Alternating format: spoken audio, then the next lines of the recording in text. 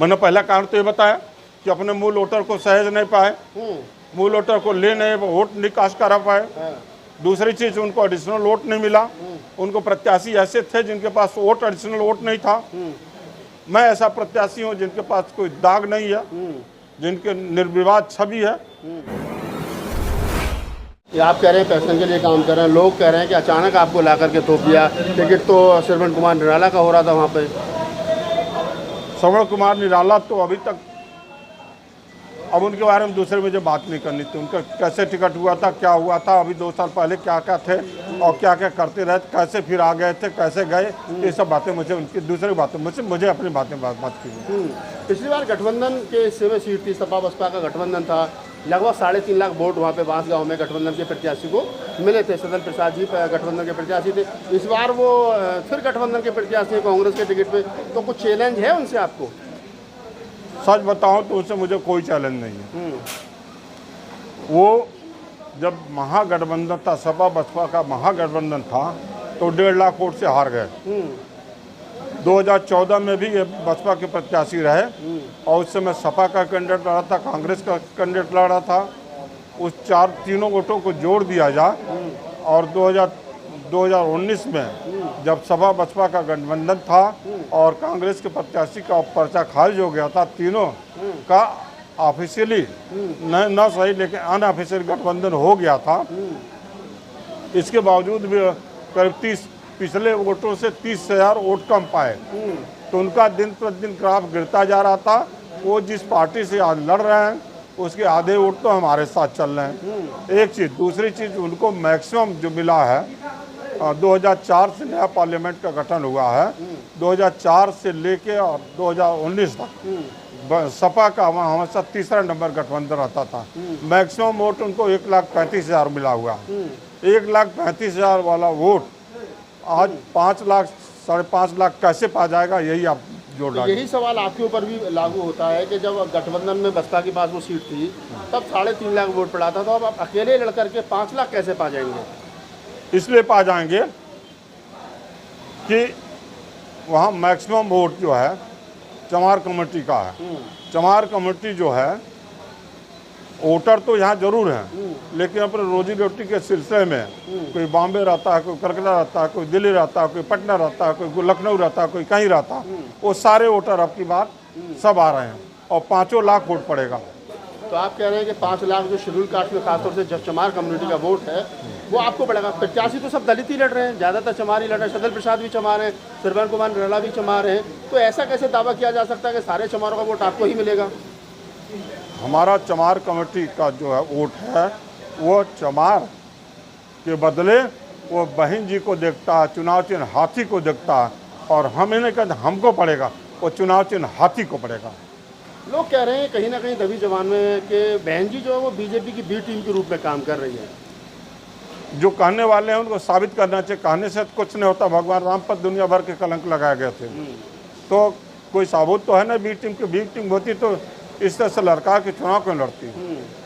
हम इसके बारे में हमसे पूछने क्या सवाल है? ये आप कह रहे हैं भगवान राम पर, प्रभु राम पर और मर्यादा पुरुषोत्तम राम पर जो तमाम प्रसाद के आरोप लगाए गए थे, आप मानते हैं कि ये जो राम की राजनीति हो रही है उसमें बसपा भी कहीं ना कहीं, अब बसपा प्रत्याशी आप, तो आप भी इस प्रकार की जो बीजेपी जिस पे राम की पिच पर खेल रही है, आप भी उसी पिच पर खेल रहे हैं? नहीं, बिल्कुल नहीं। हम राम को हम जब मैं नहीं, कबीर ने भी राम को माना था, रैदास ने भी राम को माना था। ना दशरथ घर अवतार राया, ना लंका का राव सताया, कबीर ने कहा था, रैदास ने भी कहा था। तो राम एक वाला दशरथ वाला राम और दूसरा निर्गुण, बिन पर चले सुने बिन कहना, कर बिन कर्म करे बिन नाना, ये तो तुलसीदास ने भी कहा है। निरंकार निर्गुण राम भी तो होता है। तो उसी की पूजा तो पहले शुरुआत दौर में डॉक्टर अंबेडकर भी, उनका परिवार भी करता था। और अंबेडकर कबीरपंथी थे। डॉक्टर अंबेडकर ने 22 प्रतिज्ञा विधि में कहा मैं रामकृष्ण को ईश्वर नहीं मानूंगा। हाँ, तो हम भी कहते हैं, हम उस अवतारी राम को तो हम भी नहीं मानते हैं। हम भी तो तथा गौतम बुद्ध को अपनी पूजा करते हैं, पंचशील की पूजा करते हैं, रोज पंचशील करके आते हैं। तो राम को मानते हैं।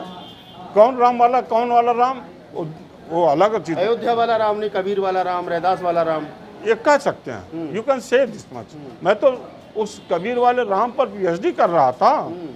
कभी बुद्धिस्ट फिलासफर करके हमारी सिनॉप्सिस थी। तो एक लास्ट सवाल आपसे ले लेते हैं। आपकी उम्र लगभग 75 ईयर के आसपास हाँ, है। 75 की है। तो 75 ईयर में राजनीति, आपको नहीं लगता कि युवाओं को राजनीति में आना चाहिए? आपके बजाय आपके भैया भतीजे उनको राजनीति में आना चाहिए था। आप उनको गाइड करते, आपके पास बहुत ज्ञान है, तो आप बेहतर एक मतलब देश के लिए एक अच्छा नेता दे सकते थे। ऐसा है, नेता थोपे नहीं जाते हैं, नेता स्वेच्छा से जाते हैं, अपने आत्मबल से आते हैं, वो राजनीति करेंगे। थोपने वाले करते नहीं, अपने मन जिनकी अपनी इच्छा नहीं होती उसको करवाया नहीं जा सकता। तो हमें ना युवा और बूढ़े में हम कोई अंतर नहीं करते। उम्र बूढ़ा होना तो एक उम्र है यार, काउंटिंग होती जाती बढ़ती जाती, उम्र किसी को रोक नहीं पाया। मनोबल ऊंचा होना चाहिए, आपके भाव ऊंचे होना चाहिए, आपके निशाना ऊंचा होना चाहिए। हमने कभी नहीं उम्र को अपने पर चढ़ना। 5 किलोमीटर दौड़ लेता हूँ, रोज दौड़ लेता हूँ। अच्छा, 75 साल की उम्र 5 किलोमीटर रोज दौड़ता हूँ, रोज सुबह दौड़ता हूँ, अब भी दौड़ता हूँ। ये बड़ी बात है कि 5 किलोमीटर दौड़ लेते हैं सर। अच्छा, लास्ट सवाल लेते हैं कि बांस गांव की जो जनता है, जो आवाम है लोकसभा का, उसके लिए क्या संदेश आप एज ए बसपा प्रत्याशी देना चाहते हो? देखिए, बांस गांव के पहला तो अभाव क्या है, उस अभाव को पूरा करना मेरा है। महावीर प्रसाद के बाद बांस गांव लोकसभा का मान सम्मान स्वाभिमान सब समाप्त हो गया था। लोकसभा के इतिहास में टीवी में बांस गांव कहीं दिखती नहीं थी। मेरा प्रथम प्राथमिकता होगी कि बांस गांव को सर्वोच्च शिखर पर पहुंचा देना, यहाँ की जनता का मान सम्मान बढ़ा देना और देश के इतिहास में बांस गांव का नाम बढ़ाना, ये मेरी प्राथमिकता होगी। श्रवण कुमार निराला को कुछ चैलेंज मानते हैं या मतलब कहीं नहीं मानते हैं?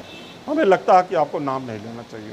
नाम भी नहीं लेना चाहिए? वो तो चैलेंज कर रहे हैं कि मैंने बहुत काम किया है और मैंने वहाँ पे लोगों को जमीन दिलवा रहा हूँ। चलिए, हम उनके बारे में बात ही नहीं करना चाहते। किसके चैलेंज है? बीजेपी से लड़ाई है, सदल प्रसाद से लड़ाई है, बीएसपी की लड़ाई किससे है? बीएसपी की लड़ाई बीजेपी वर्सेस बीजेपी की ही लड़ाई है, एकमात्र सामने सामने लड़ाई है, सिर्फ आमने सामने लड़ाई है, और कोई बीच में नहीं है, और किसी को चैलेंज नहीं, मतलब कोई वोट नहीं काट रहा आपके? हम वोट तो काट ही नहीं रहा, हमारा वोट तो कोई नहीं काट रहा और लड़ाई में भी नहीं है।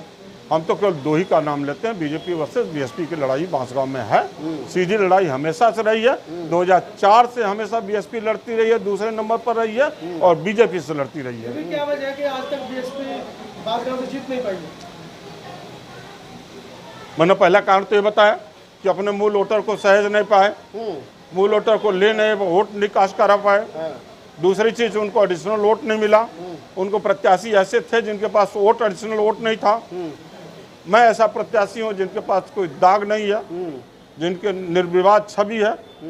तो हमारे पास तो सभी कामों को बाहरी होने का आरोप तो आपके ऊपर भी लगा रहे हैं। हाँ, मैं तो यही पैदा हुआ। लोग कह रहे हैं कि आज तक उनके घर का पता नहीं है किसी के पास में। जिसको ना पता हो मेरे घर, जिसने ये कहते पता नहीं, अरे मैं यही देवकली गोपालपुर चिल्लू पार का रहने वाला हूँ, यहीं पढ़ा लिखा हूँ। गोपालपुर, देवकली, गोला, बड़हलगंज यहीं पढ़ा हुआ। 8 साल यहीं कमिश्नर रहा हूँ इस गोरखपुर में। और सब लोग हमारे वहाँ आते जाते हैं, सभी कौम का हमारे पास वोट मिला, सबका काम किया हूँ। तो वो कहने वाले तो कुछ चंद लोग हैं जिनका नाम नहीं लेना चाहता हूँ। जिनका नाम नहीं लेना चाहते आप। बसपा प्रत्याशी हैं बांसगांव लोकसभा क्षेत्र तो सुरक्षित से। अचानक हम गोरखपुर के कमिश्नरी में थे जहां पर आज नामांकन हो रहा है, तो जनाब भी वहां पर अपना नामांकन करने के लिए आए थे, तो सोचा कि कुछ बातचीत की जाए। इस पूरी बातचीत के बारे में आपकी क्या प्रतिक्रिया कमेंट सेक्शन में बताइए। जिस प्रकार से उन्होंने सारे सवालों का जवाब मुखर होकर के दिया और अपने बारे में बताया कि वो मुझे जो पता चला कि वो 3 टाइम PhD हैं, कमिश्नर रहे, IRS पद को छोड़ करके आए थे। 2009 में रिटायरमेंट हुई थी, लेकिन 2008 में उन्होंने VRS लिया था। 75 साल की उम्र में भी वो जज्बा 18 साल के, 20 साल के, 25 साल के लड़के जितना रखते हैं। भारतीय राजनीति में फूले अम्बेडकरी राजनीति का ये जीते जागता एक उदाहरण इनको कहा जा सकता है कि जो वर्तमान में भी अपने राम की कल्पना जो है वो कर रहे हैं। धन्यवाद।